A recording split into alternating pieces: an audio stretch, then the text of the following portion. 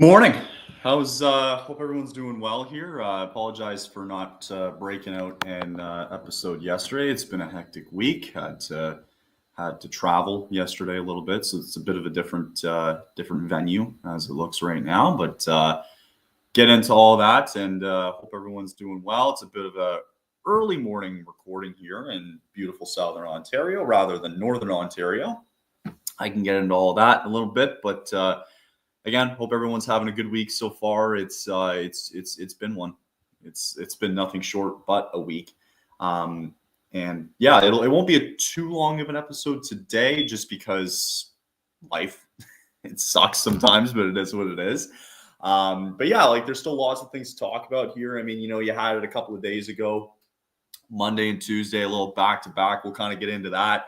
It kind of works out well too because you have tonight's matchup at home against Nashville. So we'll obviously get into that a little bit and lots more. We'll see how it goes. But again, won't be a super long episode today. But yeah, we can dive right into it if we want. I mean, it's been such a wild week. So quickly before I get into it, for those of you who do reside in Southern Ontario and all that fun stuff, or just Ontario in general, right? I reside about 3-4 hours north of Toronto, right? And if nobody's been living under a rock recently, you got the Taylor Swift thing happening this weekend. And so traveling down from northern parts of Ontario down to just outside Toronto was an absolute nightmare yesterday. It was ridiculous. You had every Ontario police officer out there on the roads. It was unbelievable because it was the first day of her concert or whatever. And, you had, I don't know, 5. I think I passed by every 20 minutes, there was a cop sitting somewhere, whether it was like under a bridge or behind a tree or whatever it was, right? Just watching people speed because I guess everybody's funneling in for what is the concert last night and then tonight, and then you have it tomorrow night. I got some friends going to it tomorrow night, and I got a comedy show to go to tomorrow in Buffalo. So I'm currently at the parents' house in Southern Ontario, hence the different background and hence this new look. So yeah, figure we kind of get right into it. Again, won't be super long today, but yeah, bit of a hectic road trip for these guys for the last week or so. Had 5 different nights in 5 different cities, I think it was. You had Monday at home against the Kings. Me and Neil talked about it last week where it was really important for them to kind of establish themselves within the division. I thought that game in particular was important, more or less than the Vancouver one happening Tuesday night. We both kind of agreed that you come up after this quick road trip, you're still traveling to a lot of places. You come back home to the Kings in what was an important matchup. And then you have to give it all again against a really good Vancouver team on Tuesday night. So I don't think anybody was really surprised by the result Tuesday. Overall, the starts have been better, compared to what I complained about last week. Overall, though, I thought Monday night was really well. They came out. It was probably one of the bigger games of the month and probably the season up to date, just because, you're with the record that they have right now, you have to establish yourself within the division and win these tight divisional games. So, against a team like the Kings and where they were in the standings, I thought it was just important for them just to establish it. I thought they got off to a good start. I thought it was physical. I thought it was another good game for the year. I thought Huberdeau he gets a breakaway goal there. So I thought for him, for confidence wise, it was really good to see. I'm really happy for him. And, hopefully you can kind of continue that going forward. Dustin Wolf was so close. It was a great save. It was a really great effort from Wolf that night. He's starting to look more and more like the guy that's going to be your number one going forward. He is now, what's the record? He's actually going to be starting tonight. We'll get into the lineups in a bit later. But he's 5-2-1. His save percentage is still above 900. It's around the 920 area, which is ideal, which is really great. Goals against, you have him, I think it's like below 3. It's got to be below 3 still at this point. So, for Wolf to establish himself Monday night, I thought he played phenomenal, right? Regardless of the shutout or not. I thought he was the best player on the ice Monday night. Um, I thought they were peppering them too with some good shots. They had some good looks. It was low scoring though. Again, in general, it was a 2-0 game. Then the Kings get one back on a power play, and Kevin Rooney manages to finish it off in an empty net. And again, it's a low scoring game for this team, despite it being 3-1. And sometimes that's just going to be enough. And I think that we understood that going into the season, that this was just going to be the type of team that we were looking for to win these type of games. They're going to be low scoring. It wasn't going to be anything spectacular as what we saw in the early parts of the season, where it was like the 6-5 game and then the 6-3 and 5-1 and all that stuff. It's definitely started to turn heel a little bit, and now you're starting to see a lot of these goal scorers start to dwindle, right? And you're starting to see the change too with it's a new adjustment because you don't have Anthony Mantha. We talked about it in the last episode with him gone. Now with the lineups being adjusted and all that, you have to, you're getting a lot of these younger guys now who are establishing themselves into the lineup. I feel like I've said that word 50 times already. Coronado, again, I thought he looked good. But I think, again, like just going back to Monday night, I thought Wolf was just the most important player Monday night. He looked great. And, it was just an important win that they needed to control Monday night. And, I thought they did a really good job overall. And then again, like just Tuesday night, you have a big win Monday. You got to turn around, you get on the flight, you get ready for, a Tuesday night game in which the Canucks were really pissed off because of what happened in the season opener. You get what you get on Tuesday. I don't think it surprised a lot of people in terms of the result. I didn't surprise myself, and I don't think it surprised a lot of Flames fans with the way that game went. You would have liked to see some more chances, I think. I thought it was an average start for the first period. Would have liked to see a little bit more aggressiveness, but it's just tough in general. Anybody can tell you around the league, like, you come off a big performance the night before, and all of a sudden it's back to back. You did all this traveling. And so, not too much to dive into it, really. I thought it was pretty suspect, to be honest. And I give Vladar a lot of credit, though, for, we're talking goalies today a little bit, but, I give him credit. I thought he was fine on Tuesday night. I think this goalie tandem that we've had since the start of the season, and you just look at their stats, overall, I think this is still something of value going forward. And that's, it's great to see. And I think the most interesting thing that's going to happen is because outside of, they were talking about it the other day on TSN, I can't remember what it was or who was talking, but they mentioned because the goalie market right now is such a disarray, you have your standard, which is the two, Shesterkin and Hellebuck, and maybe a few others if you want to put them in there. But it's in such a disarray because you have so many different names that nobody's really thinking of who are now starting to make their mark, right? And I pull it back to these two guys here where, you talk about Dustin Wolf, who should be top 3 candidate for the Calder. We'll see what happens as the year goes on. Vladar, for the most part, for a guy who's a backup goaltender, I think he's been playing stellar, this season. He's been playing really well. And one of the very reasons why the Flames are in this position in the first place is because of their goaltending. It's certainly not because of their goal scoring recently. It's because of these two guys, and it's working well. So, I think, man, just with Wolfie and Vladar being who they are, it's been a really promising start. It's promising just because, you have this plan going forward, and, just the way that Dustin Wolf especially, and frankly, more importantly, he's looked like a guy who can easily take over this job in years to come. And I think that's something that management wants to see out of him because he still doesn't necessarily have the net, right? Big game still coming up this month. They get a little bit of a break after tonight. So they have Friday night tonight against Nashville, a little bit of a break coming up until I think it's Tuesday against the Islanders. So you get the weekend, you get to relax for the next couple of days just to readjust a little bit. But it's another kind of tester. You were off for these last 2 days, and it's, again, a bit of a tester going into tonight. I'm not sure what we're going to really see out of this team, but man, it makes things definitely more difficult now that, after seeing Mantha go down, you start to see the younger guys getting bigger roles within this lineup. You're really starting to see that take into effect. And I thought that was one of the biggest things that we saw on Tuesday night against Vancouver. And I remember talking to Dylan about it, co-owner of THPN, just beforehand, and I told him, I said, it wouldn't surprise me if the Canucks come out and they score 3 minutes into the game, because that's what the Flames ended up doing for what was the last 5 games, where all of a sudden they let in a goal within the first 3 minutes of the game. So, it is what it is. Again, it wasn't a fault of their own. I thought they were fine. The Canucks just had a little bit more juice on Tuesday night, and there wasn't much to it. So overall, it was a good split.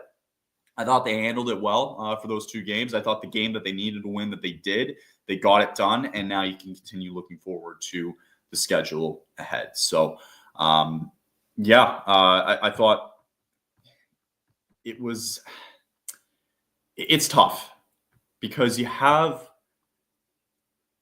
Wolf and Vladar playing so well, and it gives these guys that confidence, right?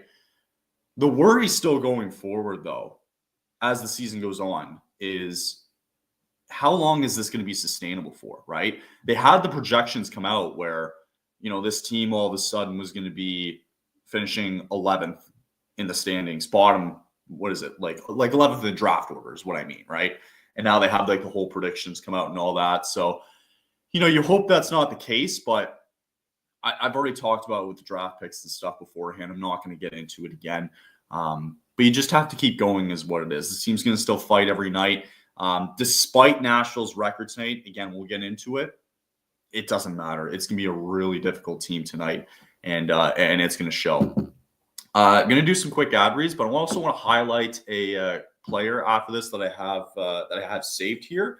And then we'll quickly get into tonight, and we'll kind of wrap it up for the day. So I told you guys it'd be a short one today. Just been a hectic week, and hope you guys are all good with that. So the quest for the Stanley Cup starts now. It started a little bit over a month ago, but it's still going on. The puck's dropping for the 2024-25 season. You can still get on all the action at DraftKings Sportsbook. It's an official sports betting partner of the NHL. Super easy for first-timers to get started. You can try betting on something simple, like picking a team to win. Go to DraftKings Sportsbook app, select your team, and place your first bet. And if you're new to DraftKings, you can listen up, and new customers get $5 to get $200 in bonus bets instantly. Download the DraftKings Sportsbook app now and use code THPN. Let's go THPN for new customers to get $200 in bonus bets when you bet just $5. It's only on DraftKings. The crown is yours. If you do have a gambling problem, you can call 1-800-GAMBLER in New York. You can call 877-8-HOPE-NY or text HOPE-NY. In Connecticut, help is available for problem gambling. You can call 888-789-7777 or visit ccpg.org. Please play responsibly. It's also sponsored by Game Time. I've said it before. I was hoping to go to last week in Buffalo for a game, but for you Swifties out there looking for last-minute tickets tonight, I have a whole thing. Actually, I got a story about that afterwards. But Swifties still looking for last-minute tickets. Believe it or not, you can still go on and try and get one for tonight or tomorrow or even next week if they're in Toronto as well. If you're not a Swiftie, it's all good. For me as Flames fans, always still looking forward to going out in February. But you can still go into Game Time as well, and you can filter out. You can use Game Time picks to filter out the fluff to show you only the incredible deals on great seats, so you don't have to waste time searching through thousands of tickets. Game Time has all-in pricing, which toggles the feature to show the total up front with no surprise fees at checkouts. You get to check out your seat views with a panoramic view from your seat in the app before you buy. You get the lowest price guarantee, or Game Time will credit you 110% of the difference. And also you get Game Time's great customer service coverage with the best customer service policy in the ticketing industry. Take the guesswork out of buying tickets with Game Time picks. Download the Game Time app, create an account, and use code THPN for $20 off your first purchase. Terms apply. What time is it? It's game time. All right. So I wanted to very quickly, I found it this morning, and I wanted to quickly highlight a player here and specifically put it on Flames social media. But I thought it was just important to kind of bring it up, and then we'll kind of dive into tonight's game a little bit. So here we have good old Tyson Barrie. It's just a quick quote that he brought out yesterday, just talking to the media on a bit of an off day. But he talks about priding himself in being a good teammate and a good person. It's really who I try to be everywhere in life, not just in the locker room, but on the ice, I think is what he meant. as well. So I think like I wanted to highlight him because him specifically coming on the PTO, getting the 1-year contract, he looked phenomenal. He has looked phenomenal ever since he really scored against Boston. He's kind of fit himself in this lineup, and he understands his role of being that offensive defenseman despite being on that third line. And I kind of like, how he's being integrated into this system a little bit. So, I thought it was important to bring this up. He's a guy that's typically been, he's been dashing all over the ice recently. I think his play has just been, it's been noticeable, at least ever since he scored against Boston last Thursday. So, I just wanted to bring this one up. I mean, he's a great guy in the locker room too. The guys love him. And, I really give a lot of credit to Tyson Barrie for sticking it out through the PTO and to now being where he is. So hopefully we'll kind of see that tonight a little bit for him too. As well, I'm gonna bring it up too and just see if they have any sort of lineup. I know it's a little bit early on my end here. It's whatever it is, like 7:00 early on and Mountain Time for you guys out there. So it's it's a little bit different for me over here, but it's all good. Lineups for tonight, I don't think. I know I normally go with Pat Steinberg. He's the easiest guy to figure out. It is still early in the morning, so I don't think we're going to get official wording on kind of what's happening tonight. I think the understanding is that Vladar did start Tuesday night. You're going to get Wolf, who starts tonight. It wouldn't surprise me if, we get something similar to what we saw against LA at home. The one thing that they brought up, though, is Connor Zary potentially starting at center with Huberdeau on the wing. Whether that comes into fruition or not, who knows? But I think they're starting to realize that, especially like with the face-off percentage being as poor as it is, it was pretty bad on Tuesday night. It was okay on Monday night despite the win.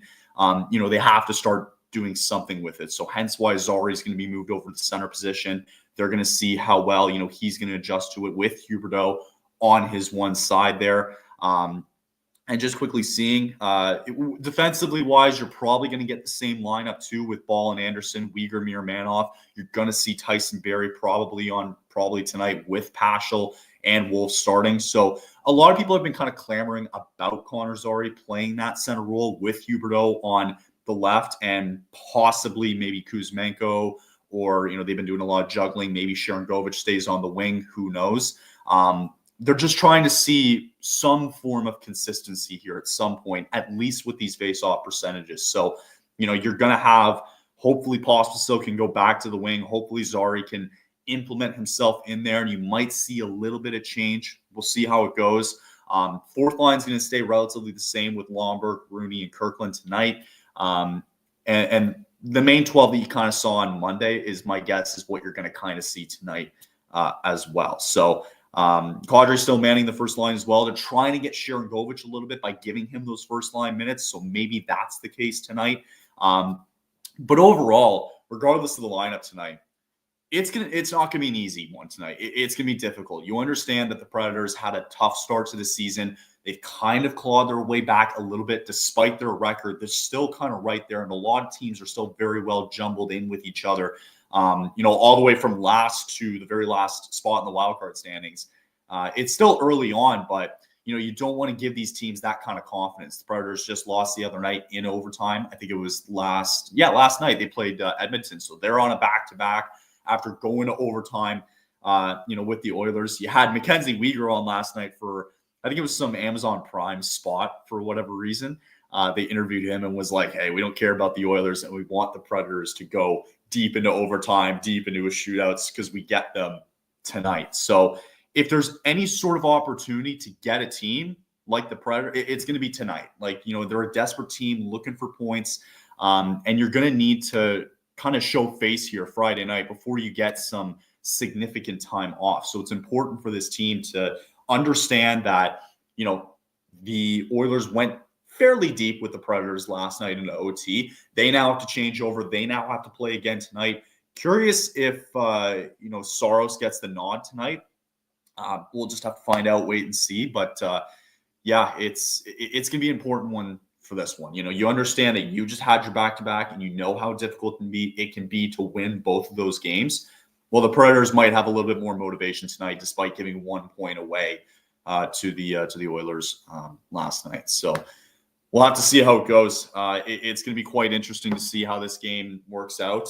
You got you have a couple of days off. So I think you have to stretch the importance of tonight's game a little bit, because, you have some tough opponents next week. I think it's 3 games where you got Islanders, Rangers, and the Wild, who've been red hot. I think they're like 10-3-2 or something stupid like that. You have to understand that it's still a tough schedule going forward. Despite what this Predators record may look like, it doesn't matter. You have to establish yourself with this game tonight and really win these kind of tough games, and they got to be ready for it. And Wolf, who's had about a week off now since Monday, is going to get the start tonight. And again, lineups will look fairly the same from what we saw on Monday. Curious to see again if Zari's going to start up the middle. We'll see how it goes. But overall, you have to stretch the importance, man. You do not want to go into a week next week where you're now home for 4 straight games before you head back on the road at the end of November. So, you have to stretch that. You now have this home. You're home now. You're not heading on the road for a little bit here.